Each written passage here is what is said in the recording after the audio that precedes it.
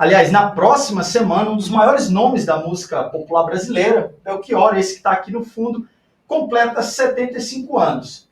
E hoje a gente conversa aqui no estúdio da Agência Nordeste 360 com um especialista no tema Belchior, Caio César Muniz, que é poeta, escritor, jornalista, pesquisador sobre Belchior, conheceu o cara, tem um monte de artigos autografados e exclusivos sobre Belchior. E na sexta-feira ele, ao lado do Fã-Clube Alucinação, organiza um tributo, celebrando a vida e a obra do cantor cearense, do cantor e compositor cearense. Seja muito bem-vindo, Caio. Como é que vai ser esse tributo na próxima sexta-feira? Boa tarde a todos. É uma alegria estar aqui nessa agência tão nova, coisa boa para Mossoró. Pois é, esse tributo vai ser mais um de tantos que o fã-clube vem comemorando desde 2008, quando foi criado, né? Ao longo desse tempo nós já fizemos vários eventos com músicos locais, com músicos de fora, como a banda dos Corações Selvagens, lá de João Pessoa. E esse ano, tendo em vista ainda esse período pandêmico que a gente vive e não podendo ainda, vamos dizer assim, ter um público muito grande, nós estamos com uma banda local, que é a banda Mestre Zusa, com participação especial da cantora Simara Tâmara também, que vai estar fazendo esse especial conosco a partir das 20 horas, lá no Boulevard Central, senhas a um preço simbólico de R$15 na hora, né? Pode ser adquirida lá no local, na hora, não é? Das 8 em diante, com a exposição desse material que eu tenho do acervo Alucinação, com feirinha de itens variados, né? Com feirinha de vinil, participação do pessoal do Clube do Vinil, e estamos lá para celebrar mais um ano desse grande ícone da nossa música popular. Lembrando que para realizar esse bate-papo, o Caio ficou sem máscara, mas todo mundo que está aqui na agência, né, a equipe que está produzindo esse bate-papo, inclusive eu, tive que ficar de máscara, respeitando os protocolos sanitários de distanciamento social, mesmo com todos nós já tendo tomado até a segunda dose. Caio, dando continuidade, o Belchior ele tem sido revisitado, né, reencontrado. Depois que ele desapareceu, curiosamente, ele voltou a ser um dos nomes mais procurados da música brasileira. Como é que você observa essa retomada da busca pelo trabalho do Belchior? Assim, veja bem, eu acho que desde o processo de autoexílio, vamos chamar assim, dele, em 2005, mais ou menos, quando a coisa ganhou uma dimensão maior, final de 2005 para cá, a busca por Belchior se tornou uma coisa quase que quem caça tesouro mesmo, tanto em busca da pessoa dele, quanto da obra, né?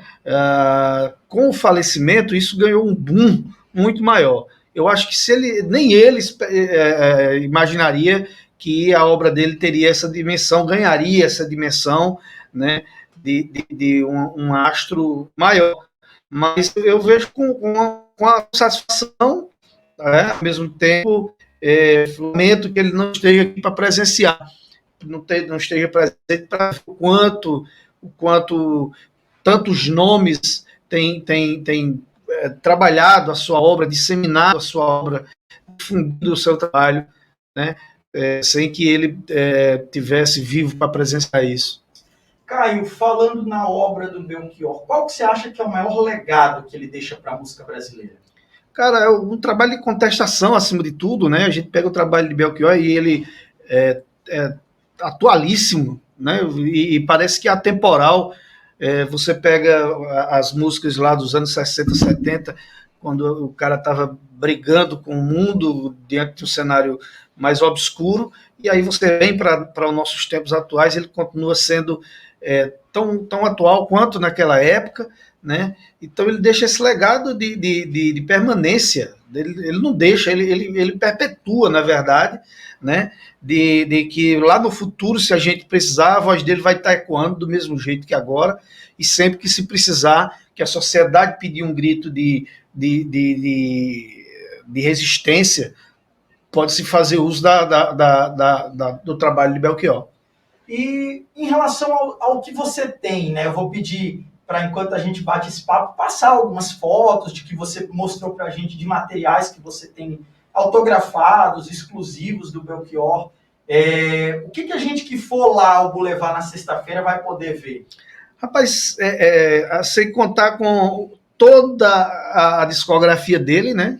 Os LPs, os CDs.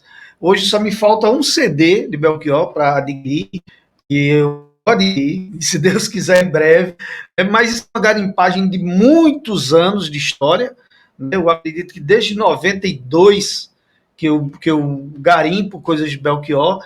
Então vai ter os discos dele, a maioria dos discos autografadas por ele, né, os CDs disponíveis, revistas, como por exemplo a Cruzeiro, com a primeira aparição dele, quando ele ganha o Festival Universitário de Música, algumas peças mais icônicas, como o compacto que ele não lembrava que gravou, né, com a música Sorry Baby, esse compacto, eu vim adquirir já depois que a gente passou a ter um contato prévio, eu e o Belchior, a gente chegou a ter algumas conversas e ele não lembrava que tinha gravado esse compacto, né?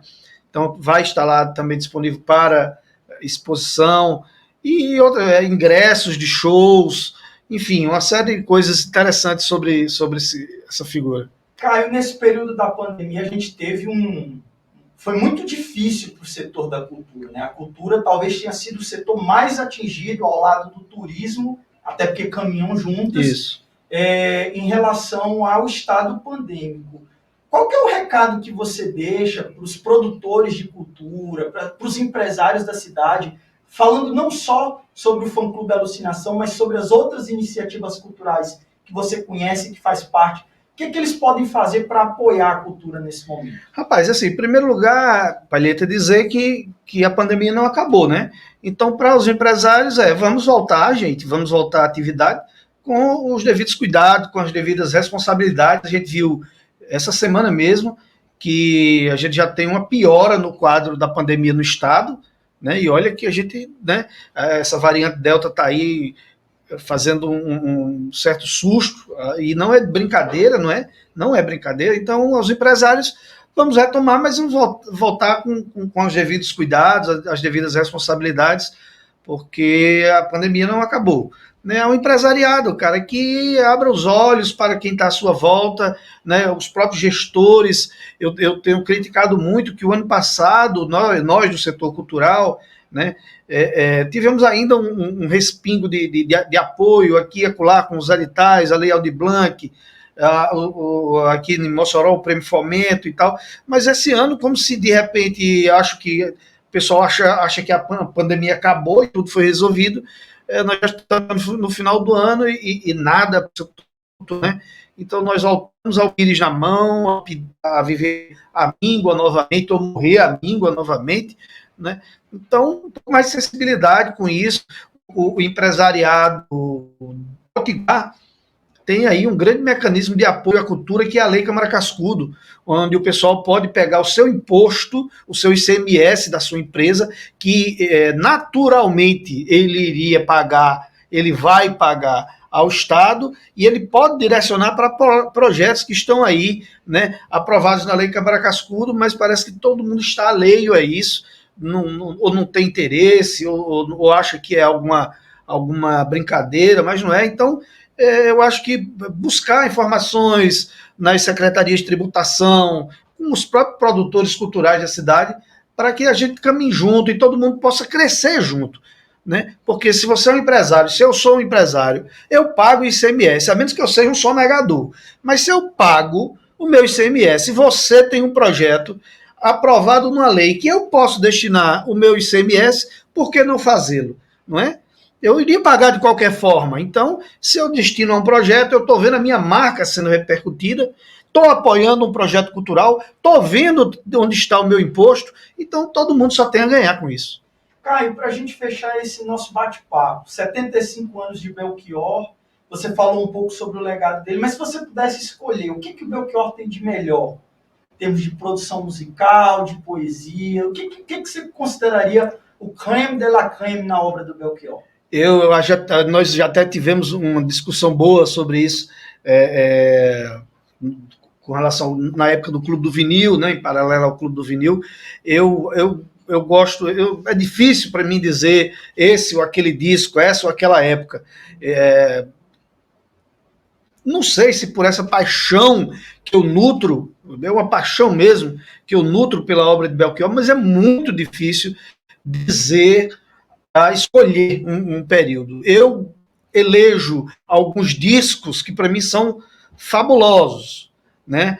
Continuo continuo assegurando que para mim ele já começa quebrando paradigmas quando ele lança o Mote Glosa, que é o primeiro disco dele, um verdão, que ele está lá barbudo, parece até o Zé Ramalho, né? Para uma época onde a coisa era muito quadradinha, ele chega com experimentações muito inusitadas para o período, é um disco muito experimental, né? Então eu gosto muito desse disco, tenho um carinho muito especial por ele, né? Depois vem o Alucinação, que para muita gente é o Realmente Você, por exemplo, considera um marco, né, da carreira do Belchior e até da música, muita gente considera isso, né? Gosto muito do Medo de Avião 2, ele faz umas roupagens já de sucessos, né? Mas se eu tivesse que fazer uma crítica a Belchior, eu tenho duas, na verdade, ao trabalho dele. Uma, esse exagero que ele fez de regravações ao longo da história. Por exemplo, nos últimos 10 anos de sua vida, a gente não tem quase coisa nova, a não ser o CD Vício Elegante, que ele pega roupagens de outros compositores brasileiros e canta. Mas aí a maioria ele gravou muita coisa, foi gravando. A outra era um cara muito desorganizado com a obra. Então, por exemplo, para a gente que é colecionador, às vezes a gente passa anos buscando reunir alguns trabalhos e quando você vai ver é a mesma coisa. Tá tudo no mesmo. Você pegar, por exemplo, o Eldorado e o La Vida é Sueño, que é o que eu estou buscando. Um é a mesma coisa do outro, só que um com 2 ou 3 músicas a mais. Então ele não tinha um controle, pelo que você vê, da sua obra, deixava muito nas mãos de produtores, de gravadoras, né? O próprio disco, um concerto a palo seco, que ele gravou com Gilvan de Oliveira, tem umas 3 ou 4 versões só de capa. Né? Então, essas coisas a gente, como colecionador, eu hoje critico, porque você fica procurando, às vezes, o negócio só para ter na coleção, mas pela capa somente. Então, é por aí. Mas foi um trabalho grandioso, foi um marco para a história da nossa música, né? E sempre surge coisa nova. Quando a gente pensa que esgotou aquela busca, você encontra uma coisa diferente e é isso. Belchior é isso. Legal, Caio. Para a gente fechar mesmo, quem foi que ajudou o projeto? Quem foram as empresas que chegaram junto? E repete para quem vai assistir, ler essa nossa matéria especial, onde conseguir os ingressos, como é que vai ser, que horas vai começar esse métier todo. Beleza, eu queria aqui agradecer, acho que é de bom tom e justo, agradecer a Cajuama, né, a NK Factory, que nos ajudou nesse trabalho. Lá na ocasião eu vou estar lançando uma segunda edição do meu cordel, Batendo a Porta do Céu, a chegada de Belchior ao Paraíso. Né? Nesse trabalho eu tive o apoio do Sindicerp, do Clube de Leitura na Calçada, ao mandato da deputada Isolda Dantas e ao mandato da vereadora Marleide Cunha, no trabalho de cordel. Então, agradecer esse pessoal. Vai ser às 20 horas lá no Boulevard Central. As senhas podem ser adquiridas no momento, agora são limitadas, porque a gente ainda está com esse problema de público grande, e lá não é um espaço muito grande, então a gente pede que as pessoas realmente que puderem ir adquirindo, vá também pelo meu telefone, o 99904-0286, liga e a gente pode, de repente, fazer uma reserva. E aí a gente conta com a presença de todos lá. Beleza, obrigado, Caio. Obrigado a você que está nos assistindo. A qualquer momento a gente volta, agência e portal Nordeste 360, jornalismo de esquerda, ao lado da grande maioria do povo, os trabalhadores e trabalhadoras.